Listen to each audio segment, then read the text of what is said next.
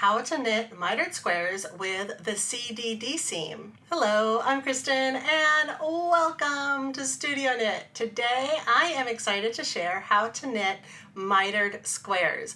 We're using the center double decrease, CDD seaming. This is my favorite way to knit mitered squares because it creates this beautiful raised ridge right down the center of the square. It gives it a neat and polished look. Mitered squares are made by knitting from the edges toward the center, decreasing stitches as you go. This technique gives a perfectly symmetrical square that holds its shape, making it great for blankets, scarves, and other projects that get a lot of use. If you're excited to start knitting up your mitered squares, please hit that like button and subscribe to my channel, Studio Knit. If you'd like to start right away, I have a little something for you. You can grab your free printable mitered square knitting pattern and cheat sheet right on my website when you subscribe to my email list. It's totally for free and I have it linked down in the video description for you. If you're already an email subscriber, check your inbox because as soon as I launched this video, I made sure that you had it there. Our decreased stitches are forming our square with lines that are meeting in the middle. These decreases are pulling the sides of our square inward, creating that mitered effect. On page 1, you'll see that we're covering both the CDD spine seam, that is what we're knitting up in this video, as well as written instructions for the easy decrease seam. On page 2, you'll receive complete written knitting pattern instructions for this mitered square. And all of the knitting techniques that we're covering, you'll have all of the abbreviations as well. And here's where the magic is, the Mitered Squares CDD cheat sheet. So you'll see at the top, we have 6 different square sizes for you to choose among, as small as 3 by 3, and then going all the way up by 8 by 8. So you'll decide what size square you'd like to make, and then you'll find the yarn gauge that you currently are knitting with. We're starting with DK weight, number 3, a needle size of 6 US. There's also worsted weight, number 4, with a size 8 needle. Going up to bulky weight, number 5, that's what I'm knitting with, and a size 10 US needle. And then the last is super bulky, that's really nice and thick, number 6, using a size 13 needle. And I also share the amount of yarn you'll need for each square, and those are indicated by yards. So let's get started. First, we are going to be casting on an odd number of stitches. The number of stitches you cast on will determine the size of your square. For this tutorial, I'm going to use bulky weight number 5 yarn with a size 10 knitting needle. And I'm casting on 25 stitches to create this 4 by 4 inch square. That cheat sheet is going to help you determine how many stitches that you need to cast on based on the yarn weight and the size of square that you'd like to knit. And I want to point out the slip stitch edging that we're doing. This technique, it's a little trick and it's really important. It helps keep our edges looking neat and it makes the sewing of the squares together at the very end a lot easier. We're slipping the first stitch of every row and this creates a uniform edge on all 4 sides for you.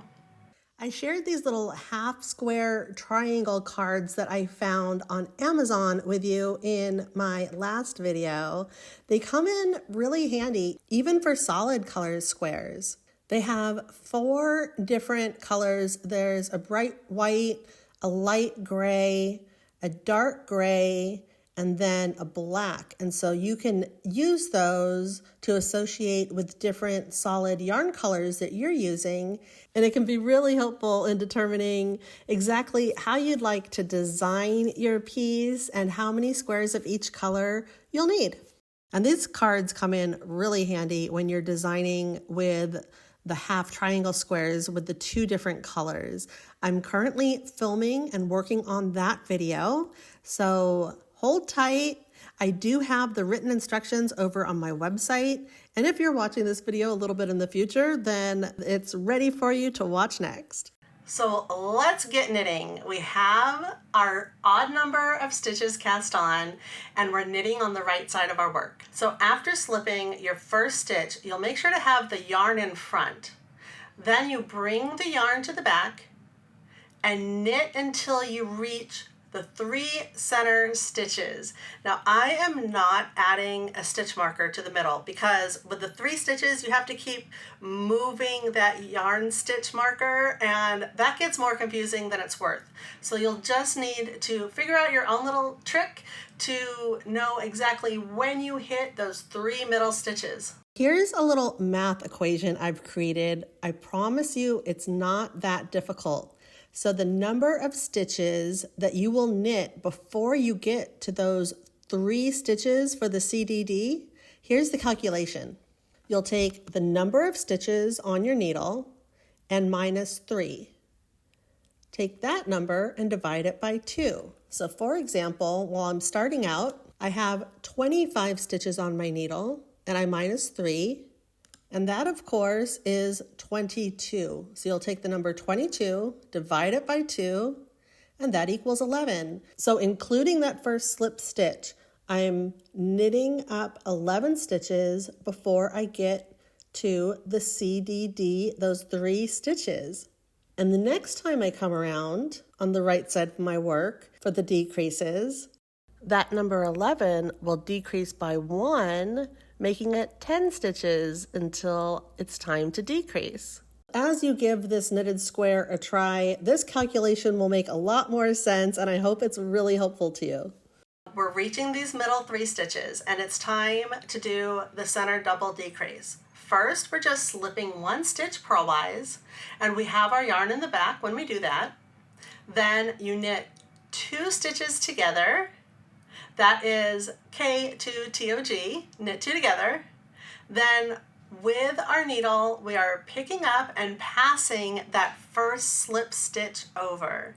This decreases those 3 stitches into 1 and knit all the way down the row to the end of the row. Then knitting on the wrong side. On the wrong side, it's the even number rows. Simply slip your first stitch with the yarn in front and knit all the way down the row to the end of the row. So we keep knitting until you have 5 stitches on the right side. You're going to do the same pattern. It is slipping 1 stitch with the yarn in front, slipping 1 stitch with the yarn in back, knitting 2 stitches together, passing that slip stitch over, and then knitting. Then we have just 3 stitches. So you cut your yarn, and here you're going to thread your yarn through a tapestry needle, slip the remaining stitches off your needle, and then pull the yarn tight to cinch that center closed. Weave in the yarn tail to finish.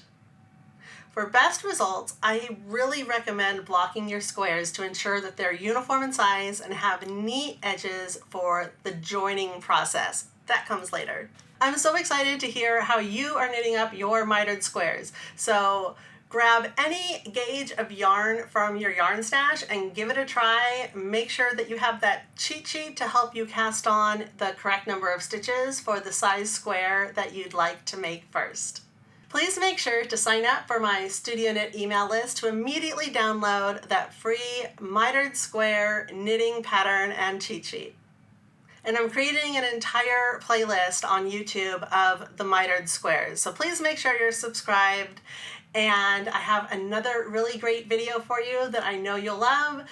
Go check it out, and I will see you there.